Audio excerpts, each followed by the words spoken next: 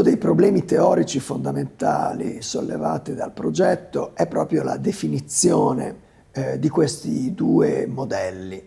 Da un lato il modello dello Stato di diritto, dall'altro il modello alternativo, autocratico, dittatoriale, più o meno populista.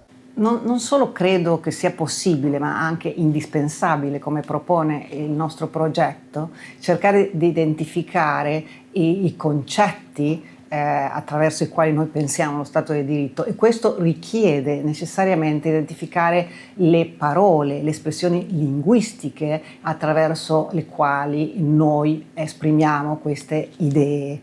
Questo lavoro è stato decisivo nel nostro progetto, trovare queste espressioni linguistiche, queste parole, perché benché senza negare che i valori, i principi si possano esprimere attraverso dei comportamenti non linguistici, in realtà sono soprattutto le parole che servono a veicolare questi valori, a esprimere queste idee, questi modi di concepire lo Stato di diritto. E sono sempre parole, quelle che si usano per criticare, per cercare di modificare, anche di manipolare questo modo di intendere lo Stato di diritto. CLEAR si presenta come un progetto che cammina su due binari. Il primo binario è quello dell'indagine teorica di tipo terminologico concettuale. E qui le varie unità che lavorano al progetto, Bologna, Genova e Palermo, si sono incaricate di riflettere su particolari sottoinsiemi di termini e di espressioni relative allo Stato di diritto e a modelli di organizzazione giuspolitica alternativi. Se dobbiamo comparare lo Stato di diritto da un lato e il modello alternativo, quindi quello del governo degli uomini, bisogna prima individuare i loro contenuti. A questo punto ci affrontiamo con 3 problemi teorici leggermente diversi. Un primo problema teorico, quando dobbiamo individuare il contenuto dello Stato di diritto, potrebbe chiamarsi il problema della composizione.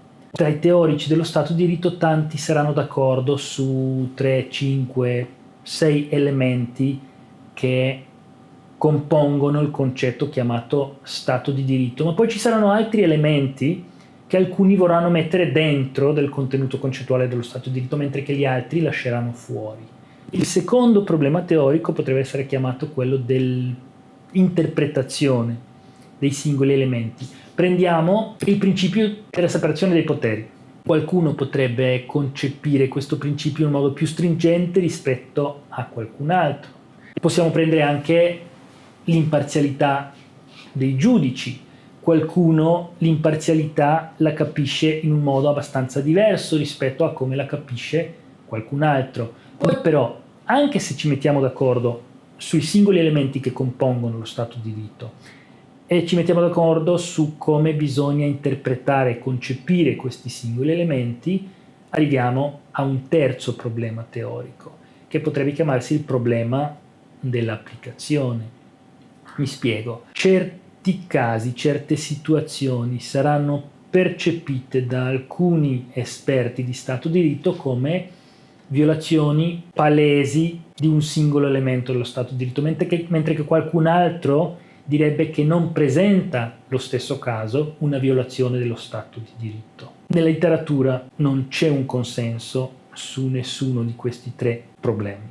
Noi però, per poter comparare il concetto di Stato di diritto col concetto alternativo, quindi quello del governo degli uomini, dobbiamo individuare il contenuto del primo e poi anche il contenuto del secondo. Un problema teorico molto importante sollevato dal progetto è anche comprendere questo modello alternativo, appunto questo modello di organizzazione politica che si sta opponendo all'ideale di Stato di diritto e di democrazia costituzionale e nel quale varie dimensioni differenti, vari concetti differenti si muovono. Da un lato l'idea, appunto, se vogliamo, di autocrazia, l'idea abbastanza intuitiva di dittatura, ma anche idee più complesse, appunto come quella di sovranismo giuridico e di populismo.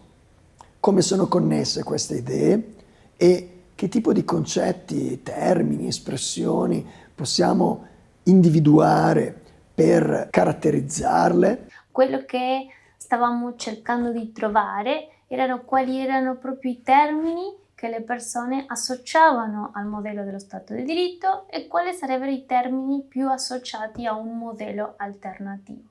Sulla base dei risultati di questa ricerca teorica, la ricerca empirica andrebbe a controllare quali erano le dimensioni cognitive coinvolte dai soggetti quando usano i termini che associavano sia allo Stato di diritto sia appunto al modello alternativo.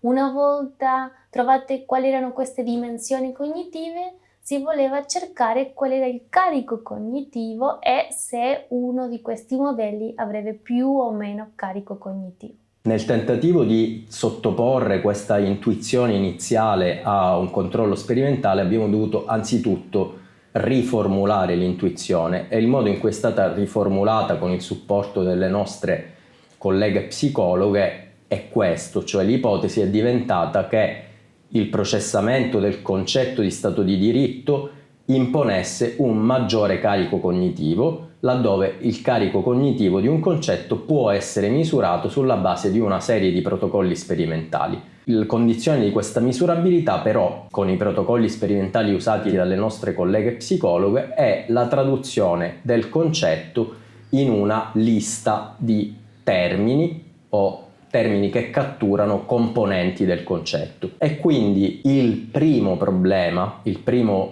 obiettivo del progetto è stato quello di elaborare una lista di termini che catturassero la concezione più diffusa tra gli esperti di Stato di diritto.